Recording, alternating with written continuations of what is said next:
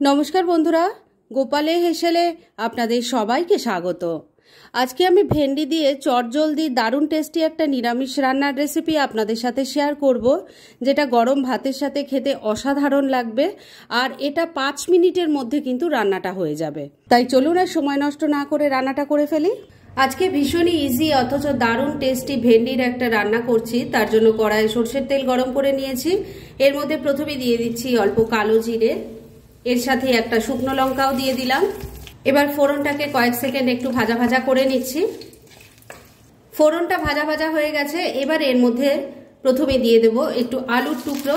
আমি এখানে একটাই বড় সাইজের আলু নিয়েছি, সেটাকে সরু সরু লম্বা লম্বা করে কেটে নিয়েছি।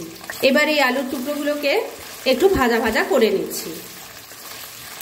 আলুগুলো ভাজা ভাজা হয়ে গেছে। এবার এর মধ্যে দিয়ে দিচ্ছি ভেন্ডি। আমি এখানে 350 গ্রাম ভেন্ডি নিয়েছি। ভেন্ডিগুলো ছোট সাইজের বলে আমি গোটাই রেখেছি, শুধু সামনের দিকটা আর পেছনের দিকটা অল্প করে কেটে নিয়েছি। আপনারা যদি বড় সাইজের ভেন্ডি নেন তাহলে মাঝখান দিয়ে একটা ভাগ করে নেবেন। দিয়ে দিলাম। এবার এর মধ্যে দিয়ে দিচ্ছি অল্প হলুদের গুঁড়ো, অল্প একটু কাশ্মীরি মির্চ পাউডার দিয়ে দিলাম, দিয়ে দিচ্ছি অল্প নুন। এবার সবকিছু মিশিয়ে নিচ্ছি আর আলুর সাথে মিশিয়ে নিয়ে ভেন্ডিটাকেও একটু ভাজা ভাজা করে নেব। এই সময় কিন্তু ফ্লেমটাকে আমি মিডিয়ামে রেখে কাজটা করছি। আলু ভেন্ডি ভাজা ভাজা হতে একটু সময় লাগবে, তাই এই সময়ের মধ্যে চলুন এই রান্নার মশলাটা তৈরি করে ফেলি। কড়াইয়ের মধ্যে আলু ভেন্ডি ভাজা হচ্ছে আর এই সময়ের মধ্যে আমি এই রান্নার মশলাটা তৈরি করে নিচ্ছি। কি কি নিয়েছি সেটা আগে বলে দিই। এখানে আছে পোস্ত আর সাদা তিল, 1 চামচ পোস্ত, 1 চামচ সাদা তিল আছে। যদি সাদা তিল দিতে না চান তাহলে 2 চামচ পোস্ত দেবেন। নিয়েছি 2 চামচ সাদা সর্ষে। এখানে আপনারা একটা সর্ষে দিয়েও করতে পারেন বা কালো সর্ষে সাদা সর্ষে 1 চামচ করে দিয়েও করতে পারেন। এগুলো সব কিছু মিশিয়ে নিয়ে আগে শুকনো গুঁড়ো করে নিচ্ছি, তারপর এর মধ্যে আরও কিছু জিনিস পড়বে।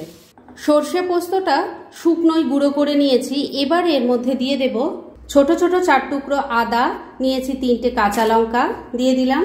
এর সাথে দিয়ে দিচ্ছি মিডিয়াম সাইজের একটা 4 টুকরো করা টমেটো। এবার পরিমাণ মতো জল দিয়ে দিচ্ছি। এবার এটা বেটে নিয়ে একটা মিহি পেস্ট তৈরি করে ফিরে আসছি। মশলাটা দেখুন তৈরি করে নিয়েছি। আর এই মশলাটা তৈরি করার ক্ষেত্রে যে টুইস্ট ছিল, মানে আদা টমেটো, এটা যদি সর্ষে পোস্তর সাথে মিশিয়ে এভাবে যদি রান্না করা যায় তাহলে কিন্তু সাধারণ ভেন্ডি আলুর তরকারির স্বাদও অসাধারণ হয়। একবার ট্রাই করে দেখুন।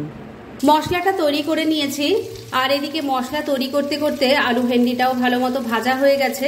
এবার তৈরি করে রাখা মশলার পেস্ট এর মধ্যে দিয়ে দিলাম। ভালো করে মশলার সাথে মিশিয়ে নিচ্ছি।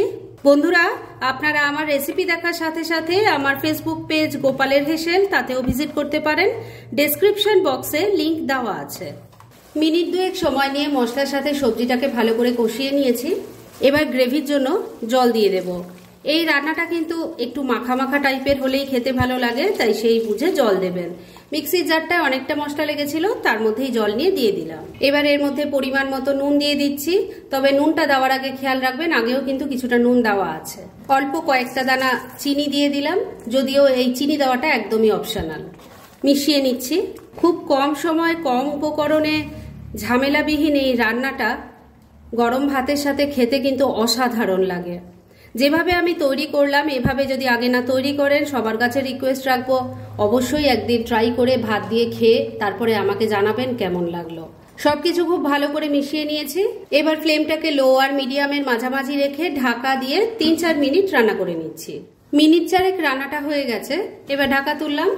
ঢাকা তোলার সঙ্গে সঙ্গে ভীষণ সুন্দর একটা গন্ধ বেরোচ্ছে। রান্নাটা এমনভাবে করতে হবে সমস্ত সেদ্ধ হবে, কিন্তু গোলে মানে ভেঙে যাতে না যায়। সবজি কেমন সেদ্ধ হয়েছে আমি তো দেখে নিয়েছি, আপনাদেরও দেখিয়ে দিই। দেখুন আলুটা পেয়েছি, সুন্দর সেদ্ধ হয়ে গেছে। ভেন্ডিটাও দেখিয়ে দিই, দেখুন সুন্দর নরম হয়ে গেছে। মানে সমস্ত সবজি ভালো মতো সেদ্ধ হয়ে গেছে, কিন্তু একটাও ভেন্ডি কিন্তু গলে যায়নি। এইভাবেই রান্নাটা করলে কিন্তু দেখতে বা খেতে দুটোই ভালো লাগবে। রান্না তো মোটামুটি রেডি হয়ে এসছে। তবে শেষ পর্যায়ে এর মধ্যে দিয়ে দেব অল্প একটু কাঁচা সর্ষের তেল। গ্যাসটা বন্ধ করে দিলাম। এবার এই তেলটা মিশিয়ে নিচ্ছি। এইটুকু গ্রেভি থাকতে থাকতেই কিন্তু গ্যাসটা বন্ধ করে দেবেন, কেননা এটা ঠান্ডা হলে আরো ঘন হয়ে যাবে।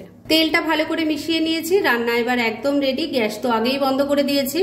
এবার মিনিট খানেকের জন্য স্ট্যান্ডিং টাইমে একটু ঢাকা রেখে দিচ্ছি আর তারপর সার্ভ করে দেখাচ্ছি।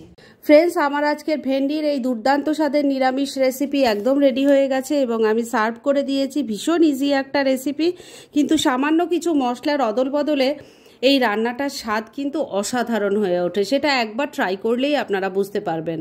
তাই দেরি না করে পারলে এটা আজই একবার ট্রাই করে ফেলুন, আর তারপর কেমন লাগলো সেটা প্লিজ কমেন্ট করে জানাবেন।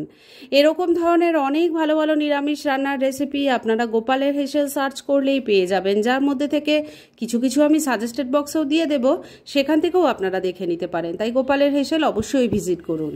আর আপনারা কেমন ধরনের রেসিপি চাইছেন সেটাও কিন্তু আমাকে জানাতে পারেন। আমি চেষ্টা করব সেই সব রেসিপিগুলো আপনাদের সাথে শেয়ার করার। আর আমার আজকের এই রেসিপি যদি আপনাদের ভালো লাগে আর ইউজফুল বলে মনে হয়, তাহলে যারা এখনও আমার চ্যানেলটাকে সাবস্ক্রাইব করেননি তারা প্লিজ সাবস্ক্রাইব করুন। তাহলে আজকের মতো এখানেই শেষ করছি। পরদিন আবার এরকমই কোনো ভালো রেসিপি নিয়ে চলে আসব। আপনারা সবাই খুব ভালো থাকুন, সুস্থ থাকুন।